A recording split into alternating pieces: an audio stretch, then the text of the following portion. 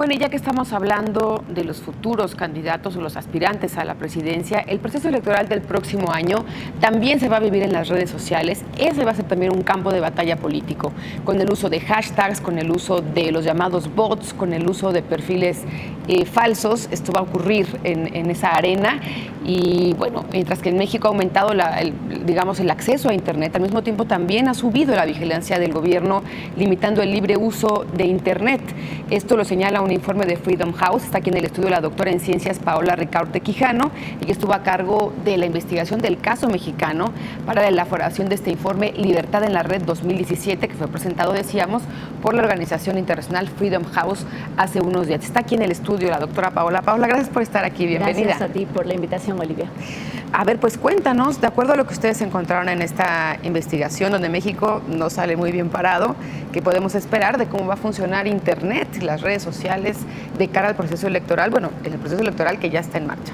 Bueno, para empezar, los resultados del informe en general son bastante negativos.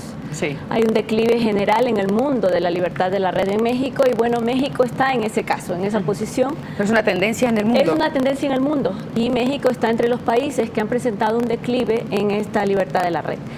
Principalmente el declive en México se debe al incremento de la vigilancia, como bien lo mencionaste, a el seguimiento de periodistas, defensores, a través de estos sistemas de vigilancia. Por ejemplo, el caso escandaloso del software Pegasus, me imagino que impactó. Efectivamente. Y también México se presenta como otro de los casos paradigmáticos en el manejo de, de la opinión dentro del espacio en línea. Y esto pues es lo que mencionas que puede ser un factor a considerar en las próximas elecciones.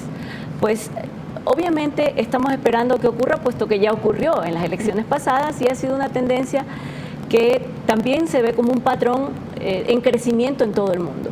Entonces, para nosotros como investigadores, como sociedad civil, es importante que exista un mecanismo de contrapeso y de monitoreo por parte de la sociedad y por parte de las organizaciones que deben hacerlo, para que lo que ocurre en la campaña no sea un pretexto para hackear o para incidir en los resultados de la votación.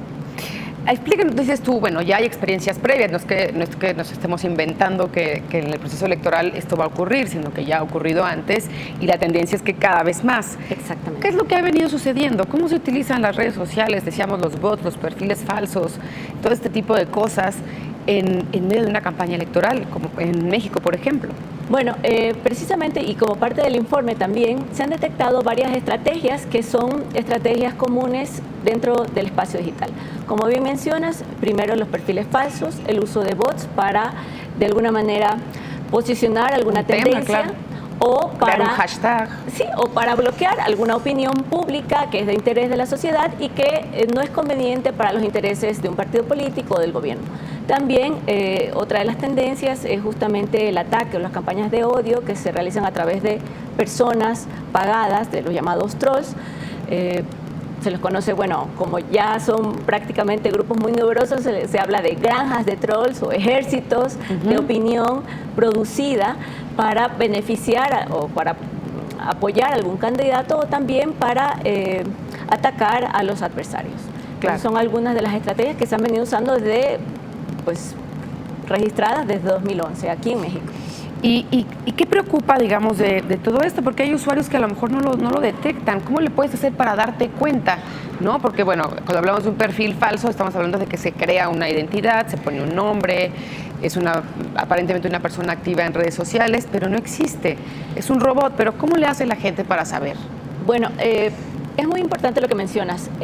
Las personas tenemos que estar muy conscientes de que la información que circula en la red proviene de muchas fuentes, y también que existen estas estrategias de producción de opinión y de información que no es verdadera, que es artificial, y por tanto tenemos que ser muy cuidadosos en verificar las fuentes de información y tratar de buscar distintas fuentes confiables para constatar si efectivamente lo que se está diciendo es cierto. Es decir, no reaccionar, digamos, de manera espontánea ante la primera información que parezca escandalosa, notoria, porque creo que estamos viviendo en una época donde no es que la información falsa o la manipulación de la información o las estrategias de producir opinión sean nuevas, sino que el alcance y digamos, la masificación y, por supuesto, la diversidad de estrategias que tenemos es muy grande. Por eso creo que es importante, y además, como te mencionaba, a partir de las evidencias que tenemos de las elecciones pasadas, es importante los mecanismos que tengamos nosotros como sociedad y también exigir a las instituciones correspondientes el monitoreo de estas prácticas. Deben ser transparentes, es decir, así como los candidatos tienen que declarar, bueno, o tienen que hacer patente que están poniendo una propaganda política, pues en las redes sociales también debería ser explícito que cierta información es pagada. Pues suena casi imposible, ¿no? Suena casi imposible, pero sí, tenemos que tener mucho cuidado. Claro, pues no sé, es una paradoja, ¿no? Porque Internet es, digamos, libre, como característica principal tiene eso, es un medio libre, y al mismo tiempo los gobiernos, incluido los estados, incluido el mexicano, intentan todo el tiempo controlarlo. Sí, bueno, desgraciadamente cada vez vivimos menos esa libertad de Internet, ya casi es un mito, puesto que las corporaciones tecnológicas y también los gobiernos, como tú mencionas, están desplegando toda su infraestructura y todos sus recursos para controlar el espacio de la red. Es decir, cada vez menos tenemos oportunidad de que como ciudadanos o como personas comunes y corrientes tengamos la posibilidad de que una opinión sea escuchada o sea visible, porque existen todos estos mecanismos que hacen que las opiniones de las personas comunes como nosotros sean pues opacadas, invisibilizadas, y que solo emerjan estas otras opiniones que están producidas o que están controladas por los grandes medios o por los líderes de opinión que pues en algunas ocasiones pues también tienen sus intereses políticos. Y que también da una oportunidad a la vigilancia, como mencionábamos al principio, ¿no? Por volver al caso mexicano, cada vez hay más gente con acceso a Internet, todavía falta mucho, pero al mismo tiempo la vigilancia se ha incrementado. Bueno, el tema de la vigilancia es uno de los temas más graves para el Internet de México. México está entre los países que más invierten en software de vigilancia del planeta. Brutal. Sí, tenemos una capacidad de vigilancia enorme y hemos constatado, y bueno, hay evidencias tanto de la vigilancia masiva como la vigilancia dirigida a personas que pues son incómodas o que pronuncian sus opiniones pues en contra del régimen o de alguna denuncia, o que hacen denuncias con respecto al abuso de derechos humanos y demás. Bueno, pues estaremos muy pendientes de lo que pasa en esta arena, que es el Internet. Pues claro, ahorita que estamos en pleno proceso electoral. Muchísimas gracias, Paola, por haber venido a Sin Línea. Muchísimas gracias a ti. Gracias, muy buenas noches. Buenas noches.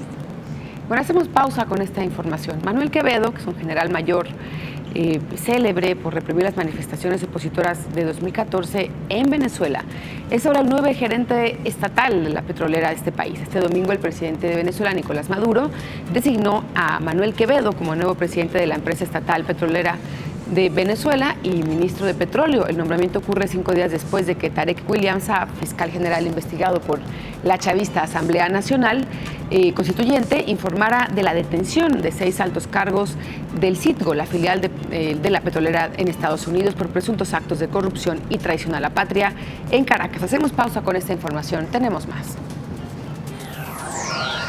Millones de bonos navideños. Encabezar esta reestructuración, esta revolución dentro de la revolución, dentro de la nueva PDVSA, conquistada por nuestro comandante Hugo Chávez en las batallas del 2002-2003, anuncio la designación del mayor general Manuel Quevedo como nuevo presidente de la industria petrolera, nuestra amada PDVSA. Y a la vez la designación de Manuel Quevedo como el nuevo ministro de Petróleo y Energía del país.